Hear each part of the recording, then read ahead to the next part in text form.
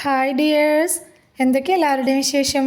എല്ലാവരും സുഖമായിരിക്കുന്നോ? അപ്പം മുത്തുമണികളെ, ഞാനിന്ന് ഷെയർ ചെയ്യുന്നത് ഒരു അടിപൊളി റെസിപ്പിയാണ് കേട്ടോ. നല്ല ടേസ്റ്റി ആയിട്ടുള്ള റെസിപ്പിയാണ്. ഒരു പഴയകാല പലഹാരം എന്നും കൂടി പറയാം കേട്ടോ. അപ്പോൾ പണ്ട് മുതലേ ഇത് വീട്ടിലൊക്കെ ഉണ്ടാക്കുന്ന ഒരു റെസിപ്പിയും കൂടിയാണ്. ഇപ്പോൾ ഗോതമ്പ് പൊടിയും തേങ്ങയും ഒക്കെ വെച്ചിട്ട് ചെയ്തെടുത്തിട്ടുള്ള നല്ലൊരു റെസിപ്പിയാണ്. ബ്രേക്ക്ഫാസ്റ്റ് ആയിട്ടോ വൈകുന്നേരം മക്കളൊക്കെ സ്കൂളിൽ വിട്ട് വരുന്ന സമയത്ത് നമുക്കൊരു കട്ടൻ ചായയുടെ കൂടി കഴിക്കാനൊക്കെ അടിപൊളിയാണ് കേട്ടോ. അപ്പോൾ വീഡിയോയിലേക്ക് പോകുന്നതിന് മുമ്പ് വീഡിയോ എല്ലാവരും ഒന്ന് സ്കിപ്പ് ചെയ്യാതെ മുഴുവനായിട്ട് കാണാൻ ശ്രമിക്കണേ. അപ്പോൾ നമുക്കിത് എങ്ങനെ ഉണ്ടാക്കുന്നത് നോക്കിയാലോ. അതിനായിട്ട് ഞാനൊരു പാത്രം എടുത്ത് വെച്ചിട്ടുണ്ട്. അതിലേക്ക് 2 കപ്പ് ഗോതമ്പ് പൊടിയാണ് എടുത്തിട്ടുള്ളത്. അതിലേക്ക് 1 കപ്പ് തേങ്ങ ചിരവിയത് ചേർത്തിട്ടുണ്ട്.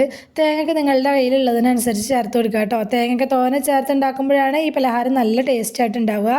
അതിലേക്ക് ഒരു ചെറിയ സവാള കുനുകുനാ കട്ട് ചെയ്തിട്ട് അതും കൂടി ചേർത്തിട്ടുണ്ട്. ആവശ്യത്തിന് ഉപ്പും കൂടി ചേർത്ത് കൊടുത്ത് ഇത് നന്നായിട്ട് ആദ്യം ഒന്ന് മിക്സാക്കി എടുക്കുക. മിക്സാക്കി എടുത്ത ശേഷം മാത്രം ഇതിലേക്ക് വെള്ളം ഒഴിച്ച് കൊടുത്തിട്ട് നമുക്കിതൊന്ന് കട്ടൊന്നുമില്ലാതെ ഒന്ന് ഇളക്കിയെടുക്കണം കേട്ടോ. അപ്പോൾ ആദ്യം തന്നെ ഒരുപാട് വെള്ളം ഒഴിച്ചു കൊടുക്കരുത്. കാരണം ഇതിലേക്ക് ഒരുപാട് വെള്ളത്തിൻ്റെ ആവശ്യമില്ല.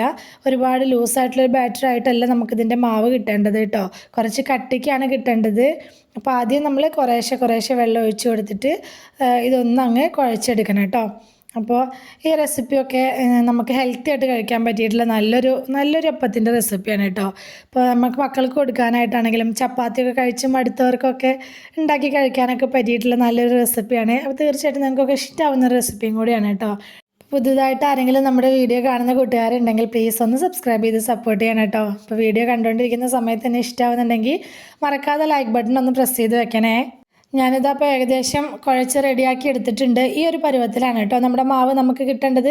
ഈ സമയത്ത് ഉപ്പൊക്കെ ഒന്ന് ചെക്ക് ചെയ്ത് നോക്കുക. പോരായ്ക ഉണ്ടെങ്കിൽ കുറച്ചും കൂടിയൊക്കെ ആഡ് ചെയ്ത് കൊടുക്കുക കേട്ടോ. ഇനി നമുക്കിത് ചുട്ടെടുക്കുക.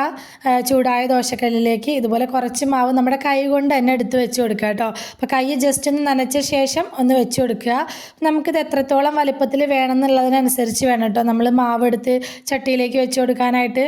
എന്നിട്ട് ഇതുപോലെ കൈ വെച്ച് തന്നെ ഒന്നിങ്ങ് പരത്തി കൊടുക്കുക കേട്ടോ. ഈസി ആയിട്ട് തന്നെ പരത്തി എടുക്കാനും പറ്റും. നോൺ സ്റ്റിക്കിൻ്റെ ചട്ടി ആയതിനെ കൊണ്ട് തന്നെ ഞാൻ ഇതിലേക്ക് എണ്ണ തൂത്ത് കൊടുത്തിട്ടില്ല കേട്ടോ. അപ്പോൾ ഇരുമ്പിൻ്റെ ചട്ടി, ഇൻഡാലിയത്തിൻ്റെ ഒക്കെ ദോശച്ചട്ടിയിൽ ചുട്ടെടുക്കുന്ന സമയത്താണെങ്കിൽ ചെറുതായിട്ടൊന്ന് ഓയിൽ ബ്രഷ് ചെയ്ത് കൊടുക്കണം. ഒരുപാടായി പോകരുത്. അപ്പോൾ നമുക്ക് ഇതുപോലെ പരത്തി എടുക്കാനും പറ്റില്ല കേട്ടോ. ഫ്ലെയിം നല്ലപോലെ കുറച്ച് വെച്ചിട്ട് വേണം ചെയ്യാനായിട്ട്. എന്നാലേ നമുക്കിത് കൈ വെച്ച് തന്നെ പരത്തിയെടുക്കാനും പറ്റുള്ളൂ.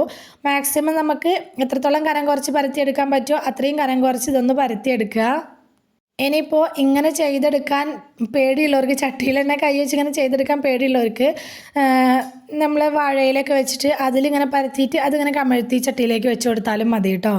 ഇതപ്പോൾ ഒരു ഇത്രയും വലിപ്പത്തിൽ പരത്തി എടുത്തിട്ടുണ്ട് ഞാൻ. അതിൻ്റെ മുകളിലേക്ക് കുറച്ച് വെളിച്ചെണ്ണ ഒന്ന് ആക്കി കൊടുക്കുന്നുണ്ട് കേട്ടോ. വെളിച്ചെണ്ണ ആക്കി കൊടുത്തിട്ട് ചെയ്യുമ്പോൾ നല്ല ടേസ്റ്റാണ്. ഈ അപ്പത്തിന് വെളിച്ചെണ്ണയിലൊക്കെ ചെയ്തെടുക്കുന്ന സമയത്ത് നല്ല ടേസ്റ്റാണ് കേട്ടോ. മുകൾ വശം നല്ലോണം ഒന്ന് അങ്ങ് ആയി വരുന്ന സമയത്ത് ഇതുപോലെ തിരിച്ചിട്ട് കൊടുക്കുക. എന്നിട്ട് ചട്ടിയുടെ ചൂട് തട്ടുന്ന ഭാഗത്തേക്ക് തിരിച്ച് വെച്ച് കൊടുത്തിട്ട് ഇതൊന്നങ്ങ് മുകൾ വശം അങ്ങനെ അവിടെ ഇങ്ങനെ മൊരിഞ്ഞ് വരില്ലേ, ആ സമയത്ത് നമുക്കത് ചട്ടിയിൽ നിന്ന് എടുത്ത് മാറ്റാം കേട്ടോ. അപ്പോൾ കുറച്ചും കൂടിയൊക്കെ മൊരിയിക്കണം എന്നുള്ളവർക്ക് അങ്ങനെയും മൊരിയിച്ചെടുക്കുക. അപ്പോൾ ഞാൻ ഇപ്പോൾ ഒരു ഇൻഡാലിയത്തിൻ്റെ ദോശച്ചട്ടിയിലും കൂടി ഇതൊന്ന് ആക്കി കാണിച്ച് തരുന്നുണ്ട് കേട്ടോ. അപ്പോൾ ഞാൻ കണ്ടോ കുറച്ച് ഓയിലൊന്ന് ബ്രഷ് ചെയ്ത് കൊടുത്തിട്ടുണ്ട്. എന്നിട്ട് ഇതുപോലെ കൈ വെച്ചൊന്ന് പരത്തി കൊടുക്കുക. ഇടയിൽ കയ്യിൽ ഒട്ടിപ്പിടിക്കണമെന്ന് തോന്നുമ്പോൾ ജസ്റ്റ് കൈ ഒന്ന് വെള്ളത്തിലൊന്ന് മുക്കി കൊടുത്തിട്ട് വീണ്ടും ഇതുപോലെ ഒന്ന് പരത്തിയെടുത്താലും മതി കേട്ടോ. അപ്പോൾ ഇങ്ങനത്തെ ചട്ടിയിലൊക്കെ വെച്ച് ചെയ്യുന്ന സമയത്ത് നല്ലോണം ശ്രദ്ധിക്കണേ, കൈ പൊള്ളി പോകരുത്. കാരണം നല്ല ചൂടുണ്ടായിരിക്കുമല്ലോ ഇങ്ങനത്തെ ചട്ടിയിലൊക്കെ ചെയ്യുന്ന സമയത്ത്. അപ്പോൾ ഒരുപാട് ഓയിലാവരുത്. അങ്ങനെ ആയിക്കഴിഞ്ഞാൽ അങ്ങനെ ചട്ടിയിൽ നിന്ന് ഇങ്ങനെ ഇളകി നമ്മുടെ കൈയിൻ്റെ ഒപ്പം ഇങ്ങനെ പോരും മാവ്. അപ്പോൾ ഇങ്ങനെ ചെയ്യാൻ ബുദ്ധിമുട്ടായിട്ട് തോന്നുന്നുള്ളവർക്ക് ഞാൻ പറഞ്ഞ പോലെ വാഴയിലയിൽ വെച്ചിട്ടും ചെയ്തെടുക്കാം കേട്ടോ. അടിപൊളി ടേസ്റ്റാണ്. ഇവിടെ മക്കൾക്കൊക്കെ നല്ല ഇഷ്ടമുള്ളൊരു പലഹാരം കൂടിയാണ് കേട്ടോ. അവർ സ്കൂളിലിട്ട് വരുന്ന സമയത്തൊക്കെ ഞാനിത് ഉണ്ടാക്കി കൊടുക്കാറുണ്ട്. ചൂടോടുകൂടി ഇതിങ്ങനെ നല്ല കട്ടൻ ചായയുടെ കൂടെ കഴിക്കാൻ അടിപൊളി ടേസ്റ്റാണ് കേട്ടോ. നോൺ സ്റ്റിക്കിൻ്റെ പാനിലൊക്കെ ചുട്ടെടുക്കുന്നതിനേക്കാളും ടേസ്റ്റാണ് കേട്ടോ ഇതുപോലത്തെ ഇരുമ്പിൻ്റെയും ഇൻഡാലിയത്തിൻ്റെയൊക്കെ ചട്ടിയിൽ ചുട്ടെടുക്കുമ്പോൾ. അപ്പോൾ നിങ്ങൾ ആരെങ്കിലും ഇതുപോലെ ട്രൈ ചെയ്ത് നോക്കാത്തവരുണ്ടെങ്കിൽ, ഇതുപോലെ ഒരു അപ്പത്തിൻ്റെ റെസിപ്പി കാണാത്തവരൊക്കെ ആണെങ്കിൽ തീർച്ചയായിട്ടും ഒന്ന് ട്രൈ ചെയ്ത് നോക്കി കേട്ടോ. ഇത് ഞങ്ങളുടെ ഇവിടെയൊക്കെ വീട്ടിൽ പണ്ട് മുതലേ ഞങ്ങളുടെ വീട്ടിലൊക്കെ ഉമ്മയൊക്കെ ഉണ്ടാക്കി തരുന്നൊരു റെസിപ്പിയാണേ. അപ്പോൾ മക്കളൊക്കെ സ്കൂൾ വിട്ട് നല്ല വിശന്ന് വരുന്ന സമയത്തൊക്കെ ഇതുപോലെ ഉണ്ടാക്കി കൊടുത്ത് നോക്കി കേട്ടോ. അവർക്ക് അത്യാവശ്യം വയറ് നിറയാനുള്ളത് ഉണ്ടാവുകയും ചെയ്യും. അത്യാവശ്യം നല്ല ഹെൽത്തി ആയിട്ട് തന്നെ കഴിക്കാനും പറ്റുന്ന റെസിപ്പിയാണ്. അപ്പോൾ വീഡിയോ ഇഷ്ടമായിട്ടുണ്ടെങ്കിൽ മറക്കാതെ ലൈക്ക് ചെയ്യണേ.